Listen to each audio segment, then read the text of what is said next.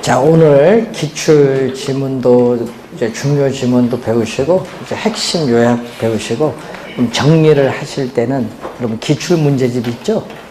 기출 문제집 문제를 풀어보면서 정리를 하시는 게 가장 좋아요.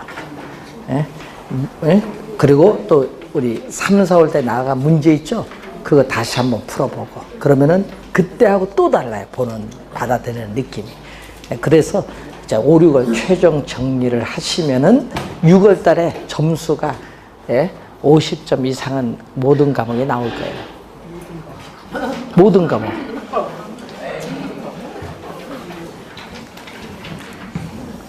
아직도 안 늦었습니다. 5월입니다. 다시 오늘부터 마음을 되새겨서 장미꽃 보러 가지 마시고 꽃 구경하러 가지 마시고 이제 마음을 좀 되새겨서.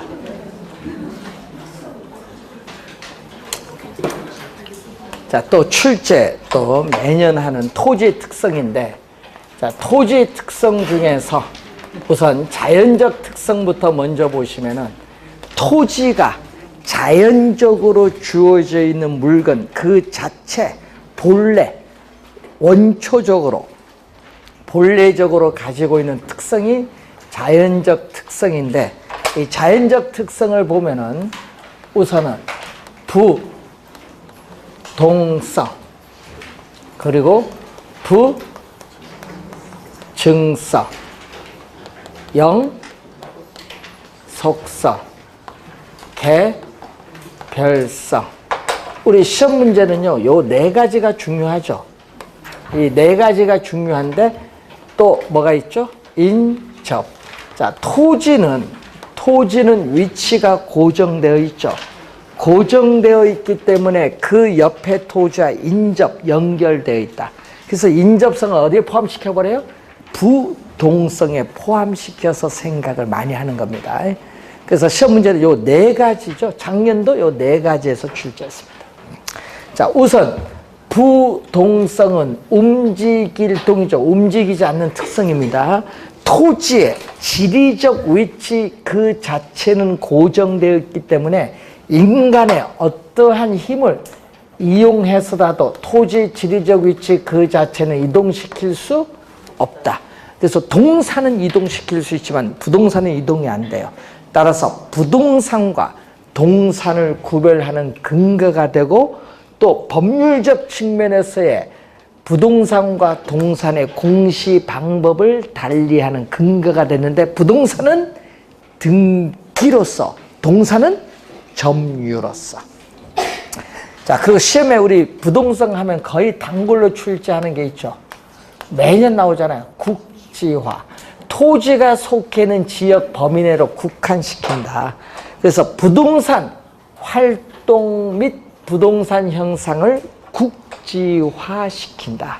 국지화 단골입니다.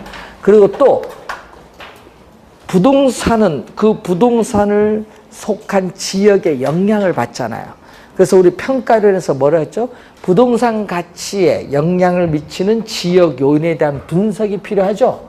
그래서 국지화가 되니까 뭐가 필요하다? 지역 분석의 근거, 필요성이 나타나요. 지역 분석의 근거, 필요성이 나타난다. 지역에 영향을 받으니까. 자, 그리고 시험 문제 또 최근에 많이 출제되는 용어 중에 하나가 외부 효과. 자, 부동산은 위치가 고정되어 있기 때문에 그 부동산을 둘러싼 외부 환경 조건에 영향을 받죠. 외부 효과가 발생하는데, 자, 이 외부 효과가 발생하는데 두 가지가 있죠. 외부 환경 조건에 영향을 받아서 부동산 가치가 상승하면은 정의 외부 효과. 부동산 가치가 하락을 하면 뭐가 나온다? 마이너스 외부 효과가 발생하죠. 자, 이때 정의 외부 효과로 인해서, 자, 예를 들어서 위치가 고정된 어떤 지역을 개발했을 때 개발 이익이 발생을 했다. 개발 이익이 발생을 하면은 그 개발 이익은 불로소득이기 때문에 뭐 해야 된다? 환수를 해야겠죠. 예? 그래서 개발 이익을 환수를 해야 된다. 그래서 개발 이익 환수에 있어서 뭐가 된다? 근거가 되죠. 그러니까 부의 외부 효과가 발생하죠. 자, 특정의 위치가 고정된 토지를 개발함으로써 주변 부동산 가격이 오히려 하락을 하죠. 그래서 개발에 따른 뭐가 발생한다? 손실이 발생을 해요. 손실이 발생할 때는 이때는 이 부의 외부 효과는 손실이 발생을 하니까 제거, 감소, 부의 외부 효과를 제거, 감소시키기 위해서 뭐가? 용도, 지역, 지구를 설정해야 될 필요성이 나타나죠. 지역, 지구제의 근거가 된다. 지역, 지구제는 뭐와 관련이 있죠? 결국은 부동성과 관련이 있다. 자, 토지에 대한 권리. 자, 토지 거래가 이루어지면 토지는 위치가 고정되어 이동할 수 없다 보니까 토지에 대한 권리나 이익이 거래되는 관념적이고 공간적 의미인 또 추상적 시장을 형성하죠. 추상적 시장. 추상적 시장을 형성을 한다. 또 위치는 고정됐기 때문에 각종 자료를 수집해서 분석하는 정보활동, 또 분석된 자료를 부동산이 위치하는 현장에 가서 위치, 면적, 측량을 통한 면적, 용도, 지목 등을 일치하는지 여부를 확인해야 되죠. 임장활동. 그래서 주의해야 할 것은 부동산 활동을 정보활동과 임장활동으로 만드는데 가끔 부동산은 정보활동을 중시하고 임장활동을 배제한다로 많이 출제해요. 임장활동, 부동산과 관련있어요. 둘 다 중요합니다. 자, 또 위치가 고정되니까 유리한 위치에 있느냐 불리한 위치에 있느냐에 따라 가격이 달라져요. 그래서 토지 가격을 위치 가격화한다. 위치에 따라 가격이 달라지는 거죠. 위치 가격화하게 되고 또 입지 선정에 그래서 중요성이 나타나요. 어디에 입지하냐? 입지 선정에 중요성이 나타납니다. 자, 그리고 최근에 시험에 나오는 것은 위치가 고정되었기 때문에 중앙정부나 지방자치단체에서 제도적 규제의 대상이 되기가 쉽기 때문에 토지관계법규도 상당히 복잡하고 작년엔 요거 출제했어요. 중앙정부나 지방자치단체의 조세 수입의 근거가 돼요. 위치가 고정되니까 국세든 지방세든 조세 수입의 근거가 된다. 그 지문을 작년에 출제했습니다. 자, 우선은 시험에 많이 나오는 지문들이거든요. 외부 효과, 국지화, 임장활동 이런 걸 잘 확인하고 여러분이 공인중개사 자격증 따면 부동산 중개업 유통을 부동산 유통을 할 텐데 그래서 부동산의 유통기구로서 위치가 고정되어 있기 때문에 부동산 중개업을 제도화하는 근거가 되는 거예요. 자, 부증성은 뭐죠? 증은 증가할 증, 증가하지 않는다. 그래서 토지에 노동이라든지 생산비를 투입을 하여도 어떻게 돼요? 생산이 된다 안 된다? 안 돼요. 자연적으로 주어진 토지의 절대량 면적은 결코 증가시킬 수 없다. 비생산성. 이 면적에 뭐가 나온다? 유한성 또는 수량의 고정성이 나타나죠. 자, 이 비생산성. 자, 생산이 안 돼요. 일반 상품은 공장에 생산비를 투입을 하면은 생산량은 늘어나지만은 비생산성은 생산이 안 되니까 엄격한 의미의 토지의 생산 공급은 안 된다. 안 되다 보니까 생산비 법칙. 자, 생산비를 투입을 하면 생산량이 늘어난다는 생산비의 법칙이 적용되지 않는다. 그래서 엄격한 의미의 토지의 생산 공급은 안 되기 때문에 보유 공급, 용도 변경의 공급이 되게 하는데, 보유 공급은 보유하다가 팔려고 내놓는 것, 용도를 변경해서 공급을, 용도적 측면에 공급하는 것을 말합니다. 자, 그리고 면적이 유한하죠. 유한하기 때문에 토지 소유에 있어서 토지를 소유하고자 하는 욕망은 무한한데, 그 무한한 욕망을 충족시켜줄 토지 자원은 한정되는 것을 희소성인데, 이 희소성은 시간이 경과함에 따라 인구의 증가에 따른 수요는 계속 늘어나는데 공급이 안 되니까 희소성은 가중될 수밖에 없고요. 희소성이 높을수록 가격도 비싸다는 겁니다. 자, 그리고 유한하기 때문에 유한한 토지를 대다수의 사람에 있어서 공공복리적 차원에서 사회성, 공공성이 강조되면서 토지 공개념의 근거가 되고, 또 작년에 출제된 게 요거 출제했었죠. 토지는 유한하기 때문에 우리는 한정된 토지를 최선의 상태, 최유효용의 근거, 또 작년에 또 출제를 또 했습니다. 최유효용의 또 근거가 됩니다. 자, 물리적 공급이에요. 자, 이 지구에 있어서 이 전체 토지가 물리적 공급인데, 그래서 물리적 공급은 전체 토지다 보니까 이게 토지 가격, 지가와 공급량인데, 토지 공급이 이렇게 뭐죠? 고정되어 있죠. 자연적으로 주어진 토지량은 변화가 없어서 고정되어 있기 때문에 토지 공급 곡선이 뭐죠? 수직선이다. 수직선을 우리는 완전 비탄력적이죠. 자, 완전 비탄력적인 수직선을 가지죠. 자, 완전 비탄력적인 수직선 형태를 가지고 있기 때문에 수요에 따라 가격이 천차만별, 공급은 고정되어 있어서, 그렇기 때문에 토지 시장에서의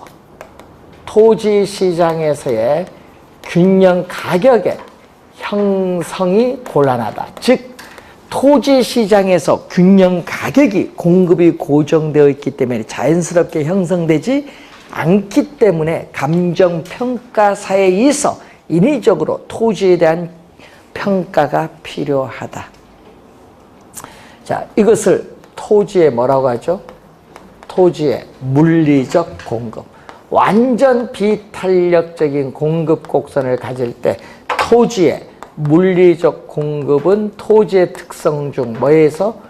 부증성에서 나타나는데, 물리적인 양은 고정돼서 변화가 없죠.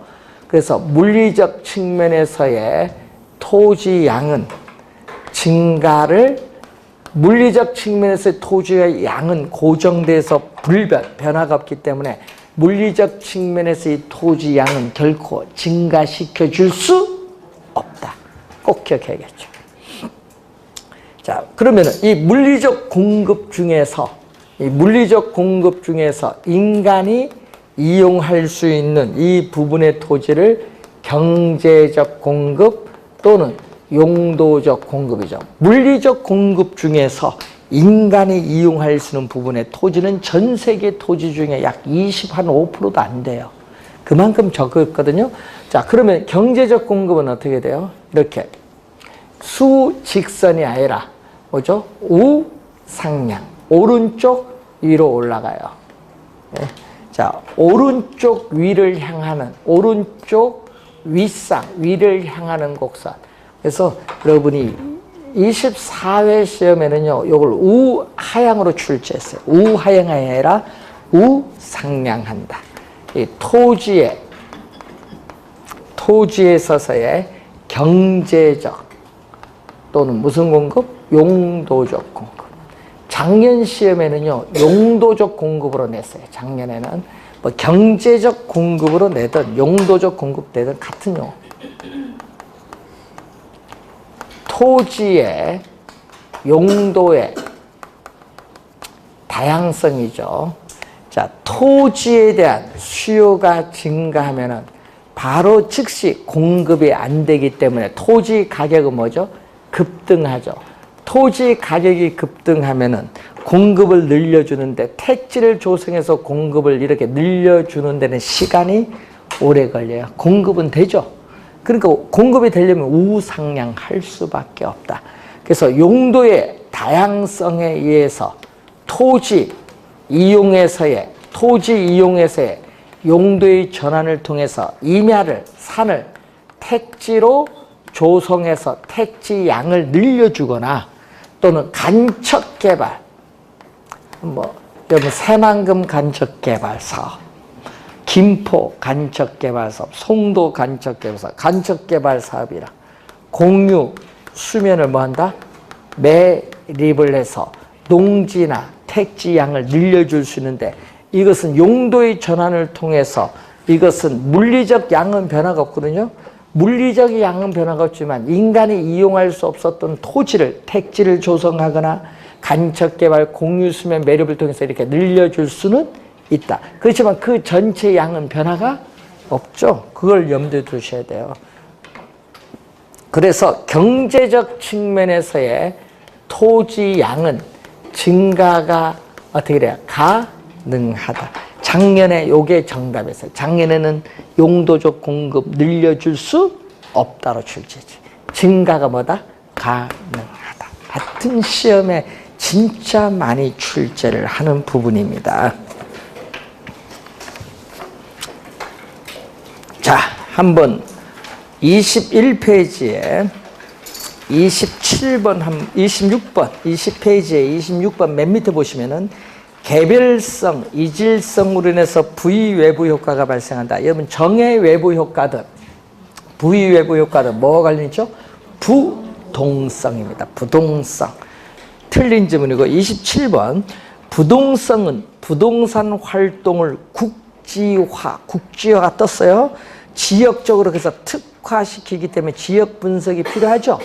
맞는 질문이고 자 28번 보세요. 매립이나 산지 개간, 공유 수면 매립, 산지 개간을 통해서 농지나 택지 확대는 부증성의 예외이다. 예외이다 밑줄. 여기 틀렸죠. 예외이다 하면 안 되지.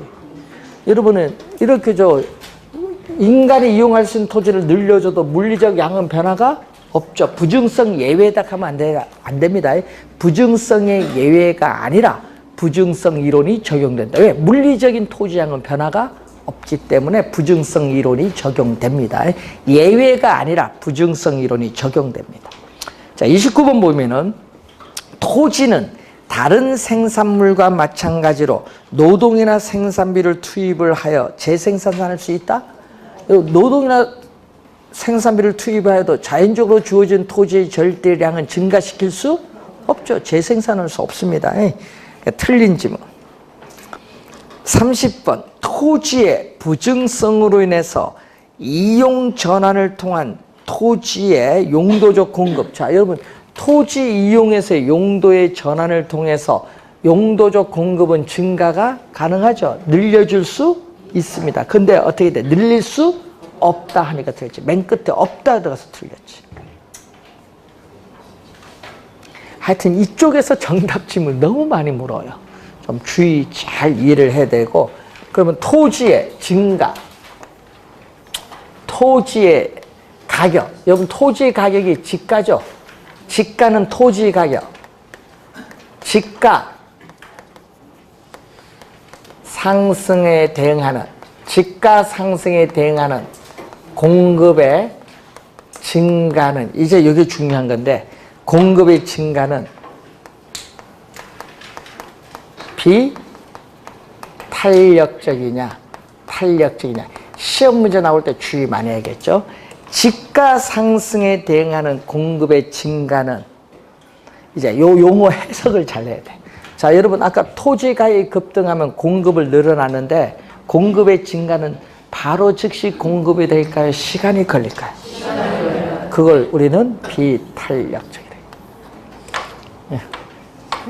가격 상승에 대해서 공급이 시간이 걸리면 비탄력적. 즉각 반응해서 공급이 늘어나면 탄력적. 즉각 안 되죠. 택지 조성 공급하는 시간이 오래 걸리니까 비탄력적. 또 토지의 증가를 전제로 하는 이론은 성립될 수 없죠. 왜냐? 생산 공급이 안 되기 때문에. 또 인구는 계속 도시로 집중이 돼요. 그렇기 때문에 도시 인구의 증가에 따라 인구는 계속 도시로 집중되기 때문에 도시 토지에 대한 수요는 증가하는데 뭐가 안 돼? 도시 토지 수요는 증가하는데 도시 외곽에 있는 토지, 임야 등을 택지로 만들어서 공급을 무한대로 해줄 수는 있는 건 아니잖아요. 공급 능력에 뭐를 가져와요? 한계가 있어요. 택지 공급 능력에 한계가 있기 때문에 도시 토지는 점점 뭐한다? 부족해지는 문제가 발생해요. 도시 토지가 택지 공급 능력의 한계로 부족해지는 문제가 발생하니까 누가 이용한다? 도시 토지를 이용하는 수요자, 공급자가 아닌 수요자 간의 경쟁에서 우리는 토지 가격도 상승해요. 지가도 상승하지만은 토지를 빌려서 이용한 대가인 지대도 뭐한다? 상승해. 작년 시험에 지대 지가를 발생시키는다라는 지문이 또 출제했잖아요. 지대나 지가는 부증성이지. 지가가 또 발생하면서 상승을 하죠. 그럼 도시에서 지가가 점점 오르면 건물은 점점 뭐한다? 고층화가 되죠. 토지 이용해서의 뭐를? 집약화를 촉진한다. 자, 토지 이용해서의 집약화를 촉진한다. 이 집약적인 토지 이용이 나타나는데 비도시적인 토지용, 농촌에서의 토지용이 조방적 토지용이 아니라 뭐죠? 집약화. 시험에 이것도 한 3번 출제인데 집약화라는 용어 꼭 기억을 해 두셔야겠죠. 그래서 또 교재 21페이지에 31번 보시면은 부증성으로 인해서 토지 이용이 뭐가 된다? 집약화. 조방화가 아니라 집약화. 집약적인 토지 이용이 나타나고 32번 보시면은 토지의 부증성은 지대 또는 지가를 발생시키며 또 뭐가 돼? 최유효용의 근거가 돼. 왜? 토지는 유한하기 때문에 그렇습니다. 여러분 작년에 부증성에서 정답 물었거든요. 작년 시험에. 그리고 28에는 부증성, 우리가 6회 7회는 영속성, 25회는 출제 안 했고 24회는 개별성. 그럼 올해는 뭐다? 올해는 부동성. 올해는 부동성을 눈을 크게 뜨고 원래 부동성을 잘 봐야 돼. 보기 정답 지문이 원래 부동성에서 떠. 그런 걸 잘.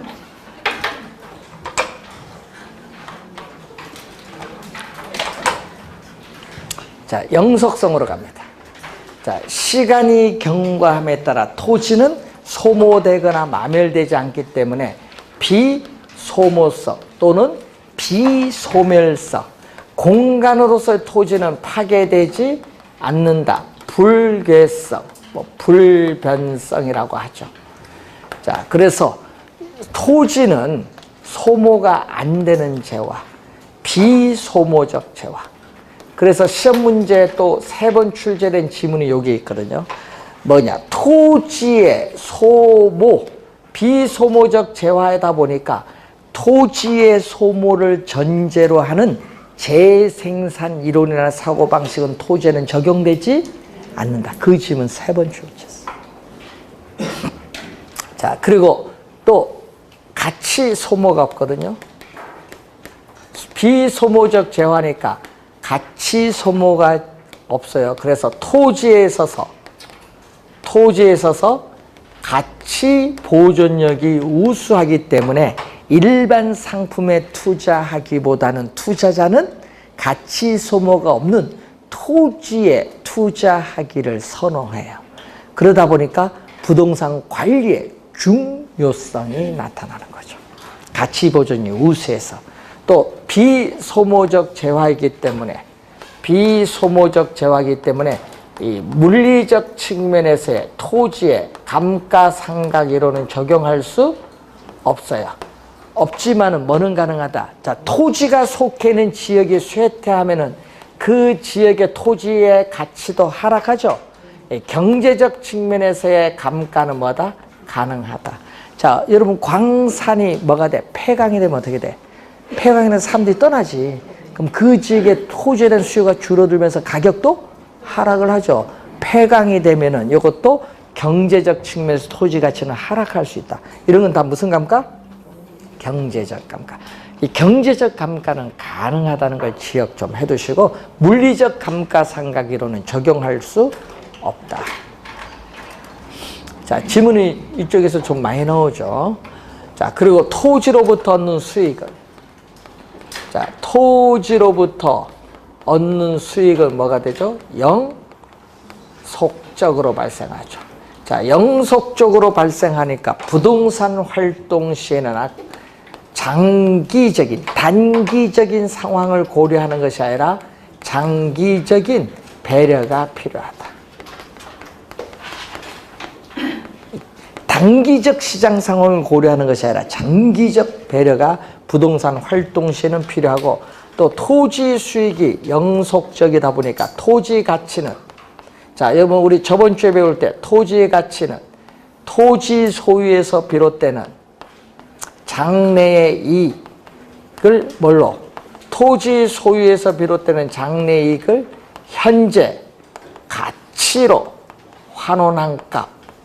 자, 평가이론에서 배울 때 장래의 이익을 현재 가치로 환원한 값이 토지 가치인데, 이 장래 이익이 뭐죠? 영속적으로 발생하죠, 토지는. 근데 이 장래 이익이 예측이 가능해야 돼. 예측이 가능해야 토지 가치를 구할 수 있어요. 그러니까 뭐가 관련 있다?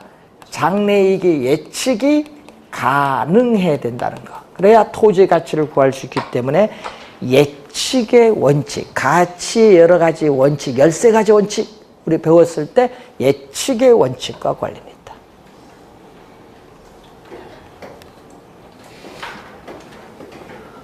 자, 그리고 토지 수익이 영속적이니까 토지에 뭐 한다면? 장기적으로 뭐 한다면? 투자를 한다면은 토지 가격 상승에 따른 이득을 뭐라고 하죠? 토지 가격 상승에 따른 이득을 자본이득. 그리고 토지 보유 기간 동안에 지대 수익, 다른 사람에게 빌려줘서 획득하는 지대 수익을 소득이득인데, 이 두 가지를 장기적으로 투자하면 뭐다? 우리는 향유, 토지 소유자인 향유, 누릴 수 있는 중요한 특징이 있어요. 여기 27회 시험에 출제했어요. 27회 시험에. 자, 그리고 토지 소유자가 토지를 소유함으로써 얻는 이익은 토지 가격 상승에 따른 이득, 자본이득이고, 토지 소유자가 토지를 직접 이용함으로써 얻는 이익도 있는데, 이 두 가지가 분리가 가능해요. 그러니까 토지 소유자가 직접 토지를 이용하지 않고 다른 사람으로 하여금 이용토록 할 수 있어요. 빌려줘서. 예? 그러다 보니까 분리가 가능하니까 토지에 대한 뭐가 발달된다? 빌려줘야 되니까 토지에 대한 임대차 시장이 또 발달하죠. 임대차 시장이 발달합니다.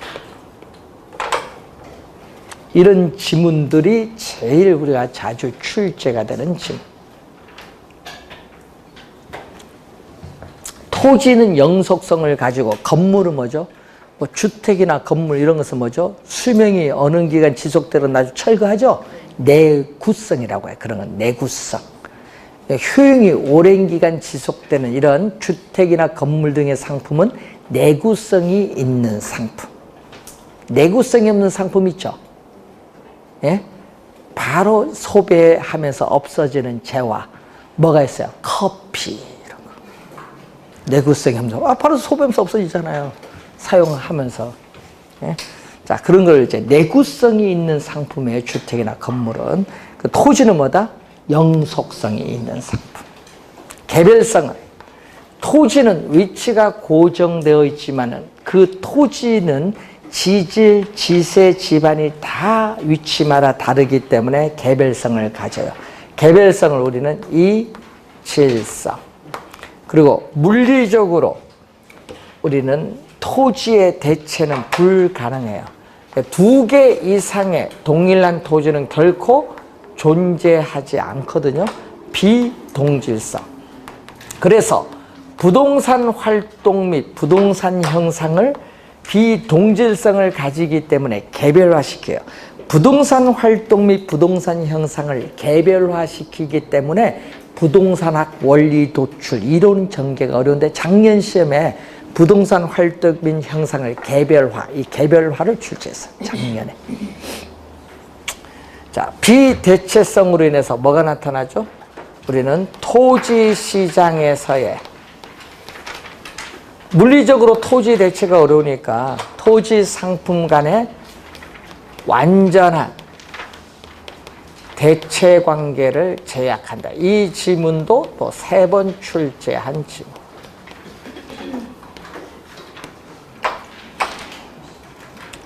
자, 그리고 토지 상품이 또 어떻게 될까요? 개별성은 표준화가 쉽다, 어렵다? 어렵다. 작년 시험에 또 나왔잖아요. 표준화가 어려워요. 부동산 시장에서 또 출제했죠. 표준화가 어렵다. 일반 상품은 표준화가 가능한데 이 토지 상품은 표준화가 어렵기 때문에 한 가지 물건, 일물, 일가, 한 가지 물건에 한 가지 가격이 성립한다는 일물 일가의 법칙 성립이 뭐다? 어렵다.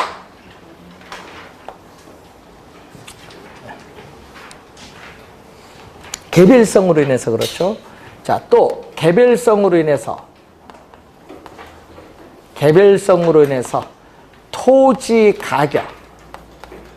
토지 가격이나 수익을 개별화시켜요. 토지가 다 다르니까 수익도 토지마다 다를 거고 가격도 토지마다 다를 거예요. 그래서 개별화, 또 구체화, 얼마 구체적으로 전개를 시켜요. 개별화시키면서 구체적으로 전개시킨다. 그래서 개별화가 되기 때문에 토지 가격을 개별적으로 형성되다 보니까 토지 가치에 영향을 미치는 우리는 개별적인 상태나 조건을 분석을 해야 되는 개별 분석의 근거가 돼요. 여러분, 지역 분석의 근거는 부동성, 개별 분석의 근거는 개별성. 또 하나하나 개개의 부동산이 다 다르다 보니까 개개의 부동산을 뭐다? 공급하는 면에서는 뭐한다? 독점화시킨다. 다 다르다 보니까 하나하나의 부동산을 독점화시킨다. 시험 문제는 또 비독점으로 출제하겠죠. 비독점적으로 만드는 것이 아니라 독점화 공급 면에서 개개의 부동산을 독점화시킨다. 자, 우리 부동산 가격 공시제도 배우는데 표준지 배우셨잖아요. 이 표준지의 선정이 어려워요. 개별성의 특성으로 인해서. 그래서 토지 가치를 추계하는 데 있어서 객관화가 어렵기 때문에 감정평가사에 의해서 토지에 대한 감정평가가 필연적으로 나타날 수밖에 없고, 또 토지 간의 비교가 어렵다. 토지 간의 비교가 어렵다는 거. 개별성의 특성입니다. 자, 그래서 프린트가 22페이지 보시면은, 자, 33번 보시면은, 영속성으로 인해서 토지의 소모를 전제로 하는 재생산 이론, 감가상각 이론은 적용되지 않는다. 맞는 지문이고, 또 장기 투자를 통해서 자본 이득과 소득 이득을 얻을 수 있는 것은 영속성의 특성이죠.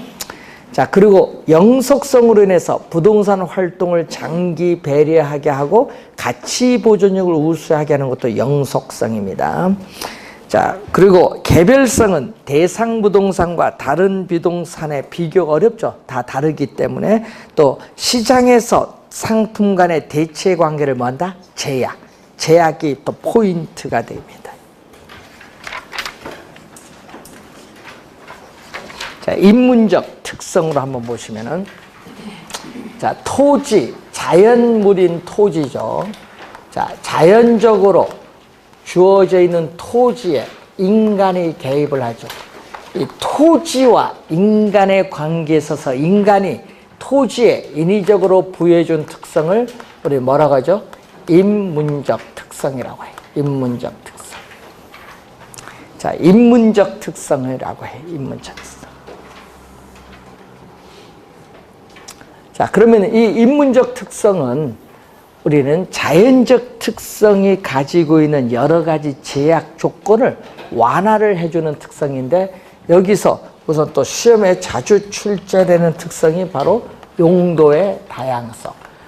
토지에는 다양한 용도를 제공해 줄 수 있는 특성인데, 그렇기 때문에 그 다양한 용도 중에서 어떤 용도로 이용할 때 그 토지로부터 최대 수익을 얻을 수 있느냐, 최유효 이용의 성립의 근거가 되는 특성이 바로 용도의 다양성이고, 자, 주어진 부지에 어떠한 용도가 적합한가를 결정해주는 적지론의 근거가 되기도 하고, 용도마다 가격이 달라요. 가격 다원설의 논리적 근거도 되고, 주거용에서 상업용으로 용도가 전환될 수도 있고, 주상복합 건물처럼 2개 이상의 용도가 병존할 수도 있고, 또 용도 간의 경합이 나타날 수도 있죠. 그래서 용도의 전환, 병존, 경합을 가능케 한다. 예? 후보지에서의 용도의 전환, 이행지에서의 용도의 이행을 가능토록 하는 게 용도의 다양성이고, 용도의 다양성을 지원해주고 최유효용을 간접적으로 우리가 지원해주는 특성이, 우리는 주어진 필지를 인접필지와 뭔가 합병하거나 주어진 필지를 분할하는 거죠. 합병 분할의 가능성입니다. 토지의 용도라든지 이용 목적에 따라 토지를 자유로이 합병 분할할 수 있는 특성인데, 합병 분할하면 정상적인 토지 가격이 아니라 가격이 오를 수도 있고 내릴 수도 있기 때문에 우리는 합병 분할을 전제로 한 가격, 이걸 전문용어로 한정 가격이라고 하는데, 합병 분할을 전제로 해서 나타나는 한정 가격이 존재한다. 정상적인 토지 가격이 안 된다는 얘기죠. 자, 토지는 지리적 위치가 고정되어 있지만 토지를 둘러싸고 있는 사회적 환경 요인, 경제적 환경 요인, 행정적 환경 요인이 변함에 따라 토지의 가치는 달라질 수 있는데, 이것을 가변성으로 표현하죠. 자, 사회적 요인이 뭐가 있어요? 공장이 이전하거나 대학교나 대학병원이 들어선다든지 대규모 생태공원이 조성되는 건 사회적 환경 요인, 전철 등의 교통체계의 변경이라든지 신설되거나 또는 산업구조의 변화, 고용 등의 변화, 이런 경제적 환경 요인이 변하는 거고, 행정적 환경 요인은 뭐 개발 제한 구역이 해제돼서 개발로 인해서 가격이 오른다, 뭐 이런 것은 행정적 환경 요인이 변하는 거. 자, 이러한 것은 사회적, 경제적, 행정적 환경 요인이 변하면은 토지의 가치는 달라질 수 있다. 이걸 가변성으로 표현을 하죠. 자, 이 토지의 특성에서 한 문제 출제된 노선은 정답이 어디서 묻는다? 여기서 정답 안 묻지. 어디서 저기서 묻지. 자연적 특성에서. 잘 이해를 해 두시고, 자, 이렇게 해서 작년에는 바뀐 게 법이, 작년에요, 총론에서 바뀐 법이 2개 있었거든요. 아까 10차 개정 표준산업분류체계하고요, 또 작년에 건축법이 바뀌었어요. 그래서 작년에 뭐가 바뀌었냐면요, 다중주택이라는 용어가 있는데, 건축법에 다중주택이나 다가구주택은 단독주택인데, 다중주택이 3층 이하였던 것이 바뀌어서 3계층 이하로 바뀌었거든요. 그래서 작년에 출제를 했어요, 다중주택을. 그래서 작년에 4문제 나온 거예요. 바뀐 거 2개, 중요한 거 2개, 4문제 냈고, 올해는 바뀐 게 없어. 올해는 3문제. 3문제. 총론 3문제 맞추고 갑시다. 자, 이제 경제론 갑니다. 수요이론. 자, 요약지 26페이지에. 자, 수요이론에서 제일 먼저 기초가 바로 뭐죠? 유량과 저량이지. 우선은 여러분들이 경제가 이론 들어오면 제일 먼저 알아야 될 용어. 유량은 플로우라고 하죠. 플로우 개념. 저량은 스톡 개념. 예, 스톡 개념. 자, 플로우는요, 물이 흘러가는데 높은 곳에서 낮은 곳으로 물이 흘러가듯이 시간도 흘러가요. 시간이 하루, 일주일, 한 달, 1년이 흘러가듯이 이제 뭐 나온다? 일, 주, 월, 연, 기간이 나와요. 기간으로 나오면 무슨 개념? 유량. 그래서 일정 기간 동안에 이 기간 개념이 나온다. 일정 기간 동안에. 그래서 기간 개념이 나오면은 무슨 개념? 유량이다. 자, 저량은 저수지에 있는 물이나 댐 안에 있는 물은 흘러가지 않고 멈추어져 정지되어 있듯이 시간도 정지되어 있다. 시간도 정지된 것을 우리는 시점으로 표현해. 시점. 시점. 그래서 시점이 명시되어야 측정이 가능한 변수가 뭐죠? 저량이다. 저량. 자, 현재 시점. 현재 시점 뭐죠? 국가의 재산, 국부. 현재 시점 전국에 풀린 총 돈이 얼마냐? 통화량. 통화량. 자, 현재 시점 통화량. 현재 시점 인구 얼마냐? 현재 시점 미분양 주택의 수, 주택 재고량 얼마냐? 현재 시점 우리 삼성전자의 자산, 가치, 자산 얼마냐? 또 회사 현재 시점 자본금 얼마냐? 현재 시점 우리나라 가계의 부채가 1460조. 가계의 뭐죠? 부채라든지 부채. 현재 시점 전국의 주택 보급률 얼마냐? 주택 보급률 뭐 103%다. 뭐 이런 식으로 현재 시점 이런 거 전부 무슨 개념이에요? 저량이에요. 저량. 다 저량. 유량은 기간. 자, 월 소득 얼마냐? 연 소득 얼마냐? 자, 여러분 월 임금 얼마냐? 자, 연간 토지의 지대 수입 얼마냐? 월 건물의 임대료 수입 얼마냐? 이런 거. 자, 부동산 우리가 회사에서의 1월 1일부터 12월 31일까지 당기 순이익이 얼마냐? 당기 순이익. 예? 예? 자, 이런 것이 이제 나오는데 2018년도 연간 우리나라의 주택 생산량 40만 채. 연간 기간이죠. 주택 생산량. 또 요즘 뉴스 많이 나오대요. 월별 주택 거래량, 분기별 주택 거래량이 몇 프로 줄어들었다 뉴스 많이 나와요. 주택 거래량. 이것도 기간 나타내는 유량. 이것도 주의하겠죠. 유량의 신규. 자, 주택을 착공해서 3년 지나서 완공돼서 공급이 되는 신규 주택은 또 뭐야? 기간이 들어가 있죠. 착공해서 완공까지 기간이 있잖아요. 그 신규 주택 공급량 하면 이것도 무슨 개념? 유량 개념. 유량 개념. 그래서 유량은 이렇게 저량, 시험에 보면요. 사례 있죠? 사례가 나오거든요. 사례인데 아직도 요거 나오면 헷갈리시는 분 진짜 많아요. 네, 단순히 암기해서 그래요. 네, 시점 붙여서 말이 되면 저량이다. 기간 붙여서 말이 되면 유량이다. 이렇게 판단하시면 돼요. 자, 유량, 저량은 우리 기본 개념이에요. 자, 주택 저량의 공급량 하면 저량이니까 일정 시점에 시장에 존재하는 주택의 양은 주택 저량의 공급량. 현재 시점 전국의 주택 수 500만 채. 그럼 500만 채가 저량의 공급량. 근데 또 일정 시점에 사람들이 보유하고자 하는 주택의 양이 주택 저량의 수량인데 아까 500만 채 있는데 그중에 사람들이 보유하게 게 470만 채다. 그럼 470만 채가 주택 저량의 수요량. 나머지는 뭐 빈집이란 얘기죠.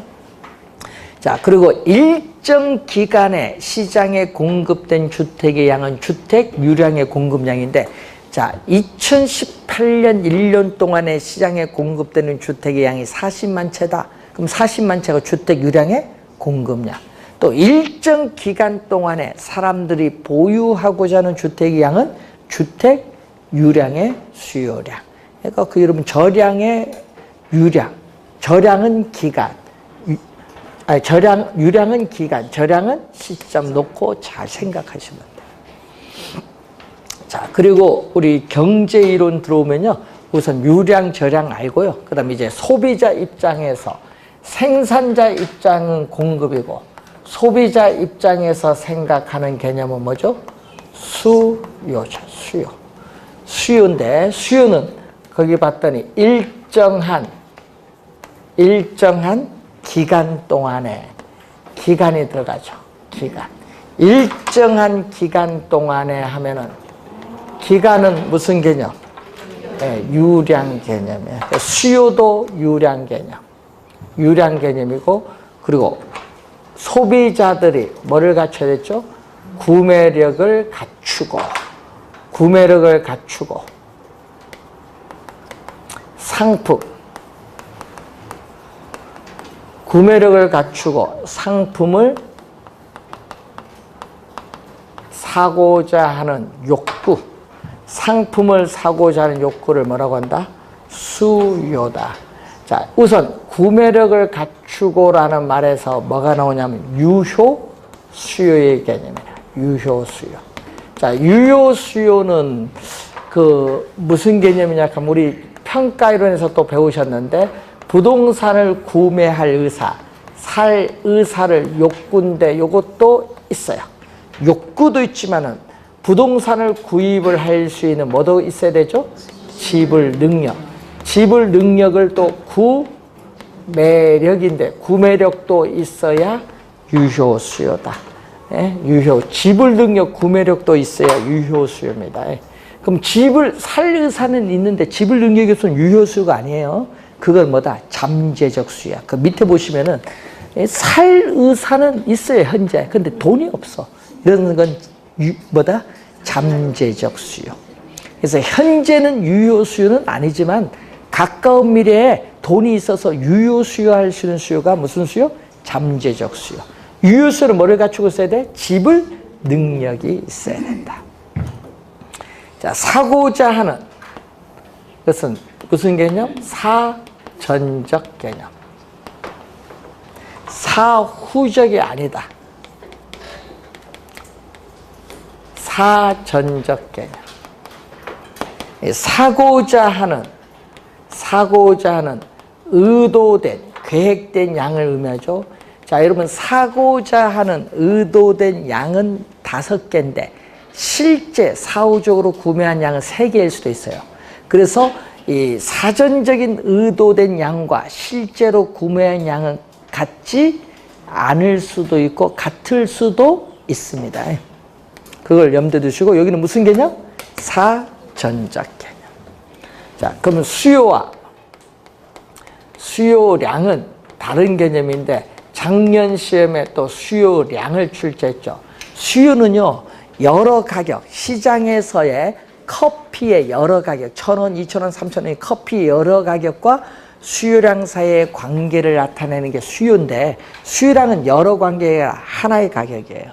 그래서 우리는 일정한 기간 동안에 소비자들이 구매력을 갖추고 하나의 가격이에요. 예를 들면 평당 2천만 원 이런 특정 가격 수준, 하나의 가격이 나오는 거예요. 그래서 특정 주어진 특정 가격 수준에서 상품을 사고자 하는 최대의 수량을 뭐라고 한다? 우리는 수요량이다. 그럼 평당 2천만 원 특정 가격 수준에서 소비자들이 시장에서 사고자 하는 최대 수량이 10개다. 그럼 그 10개가 수요량이다. 여기는 가격이 수요는 여러 개거든요. 여러 가격과 수요량 사이의 관계를 나타내요. 개념상의 차이가 좀 있다는 걸 염두에 두시고, 자, 수요량 작년에 출제를 했고 2년 전에는 공급량을 출제했습니다.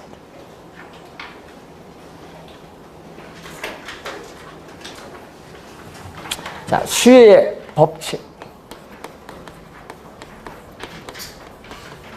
수요의 법칙을 보면은 이 분석하고 있는 변수인 가격을 제외한 다른 요인, 조건들은 아무런 변화가 없다. 다른 조건들은 일정 불변이다. 다른 조건들은 아무런 변화가 없다. 그런데 뭐가 되면 가격이 오르면, 자, 여러분이 어떤 한 상품의 가격이 오르면 비싸요. 비싸면 소비자들은 소득은 변화가 없는 상태에서 가격이 오르면 소비자들은 그 상품 소비를 이전보다 뭐 한다? 줄일 수밖에 없어요. 수요량이 뭐 한다? 줄인다. 예? 예? 그래서 이렇게 가격과 수요량이 이렇게 반대로 가거든요. 또 어떤 상품의 가격이 하락하면 소비자들은 이전보다 가격이 싸니까 그 상품 소비를 늘리죠. 이렇게 화살표가 반대로 변동하는 관계인데 이것을 반대로 변동할 때를 우리는 마이너스, 음의 관계 또는 뭐라고 한다? 역관계. 음의 관계, 역관계라고 해요. 역관계. 음의 관계, 역관계. 그래서 가격과 수요량의 사이의 관계를 나타내는 것을 수요의 법칙인데 수요의 법칙은 마이너스 관계에 있다. 자, 커피 가격이 어떻게 되죠? 자, 커피 가격이 있거든요. 자, 여러분 커피 가격이 어떻게 돼요? 6,000원이다. 비싸서 한 잔을 마신다. 이 점이 A점이에요. 근데 커피 가격이 우리가 5,000원이다. 5,000원이면 나는 두 잔을 마시겠다. B점. 이런 식으로. 근데 커피 가격이 1,000원이다. 1,000원이면 나는 6잔을 먹겠다. C점. 이런 점들. 커피의 여러 가격과 커피 수요량이죠. 요 관계를 나타내는 게 수요예요, 수요. 요건 하나의 가격이고 수요량은 여러 가격과 수요량 사이의 관계가 수요입니다.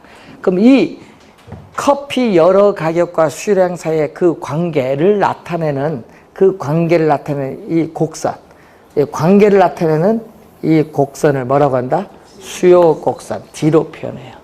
그래서 수요 곡선은 오른쪽으로 갈수록 점점 밑으로 하죠. 그래서 수요 곡선은 일반적으로 오른쪽 아래, 오른쪽 밑을 향하는 곡선, 오른쪽 밑을 향하는 곡선, 오른쪽으로 가면 갈수록 밑으로 향한다. 그래서 우하향한다. 수요 곡선은 일반적으로 우하향한다. 자, 27페이지에 그 내용이 나와 있고요. 그리고 27페이지 위에 보시면 부동산 수요의 특징이 나와 있는데 그 특징을 보면 우선은 부동산은 일반 상품과는 달리 가격이 비싸요. 고가의 상품이니까 여러분 생각나는 거 뭐죠? 부동산을 구매하는 자금 모으는데 시간이 오래 걸리기 때문에 금융상의 부채가 필요하다는 거. 그리고 개별성의 특성으로 인해서 부동산 상품은 표준화가 어려워요. 그렇기 때문에 차별화된 수요의 유형이 나타나요. 자, 일반 상품은 표준화됐기 때문에 어느 지역에서 소비하든 관계없어요. 일반 상품은 획일화된 수요지만 부동산 상품은 차별화된 수요의 유형이 나타나고 또 부동산 시장에서 수요가 거의 없다, 전무하다고 할지라도 부동산은 담보 능력이 있고 임대 능력이 있기 때문에 어떻게 돼? 부동산 가격은 일정 수준 이하로 하락을 하지 않는다는 하방 경직성의 특성이 있습니다. 하방 경직성. 일정 수준 이하로 하락하지 않는다.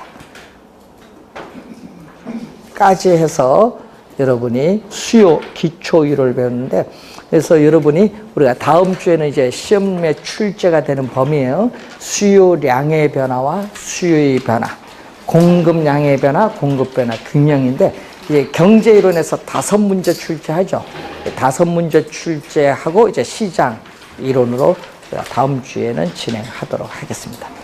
별표 3개짜리 위주로 많이 보도록 하세요. 별표 아친 거는요, 색깔 있는 거 보면서 아, 저게 지문상에 나올 때 답은 아니구나 이렇게 생각하고 하여튼 별표에서 정답을 물어요. 자, 최종 정리를 요약식 갖고 잘 하시기 바라고요. 자, 건강 유의하십시오. 자, 오늘 수고하셨습니다. 일어나십시오.